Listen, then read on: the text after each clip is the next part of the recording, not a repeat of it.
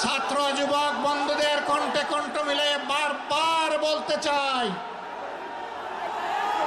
আবু সাঈদ মুক্ত, আবু সাঈদ মুক্ত। শেষ হয়নি যুদ্ধ, এই যুদ্ধ চলবে ইনশাআল্লাহ।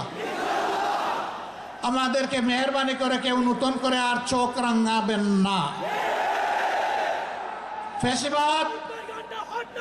ফ্যাসিবাদের ভাষায় কেউ কথা বলবেন না, কথা বলবেন রাজনীতিবিদের ভাষায়। আমরা ওয়েলকাম করব, অভিনন্দন জানাবো, সমালোচনা করবেন, চুমু দেব, কিন্তু চোখ রাঙাবেন না মেহেরবানি করে। এই সংগঠন কারো চোখ রাঙানোর পরোয়া করে না।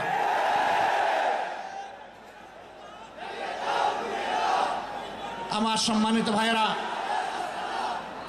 দেশের বিরুদ্ধে, জাতির বিরুদ্ধে অতীতেও ষড়যন্ত্র ছিল।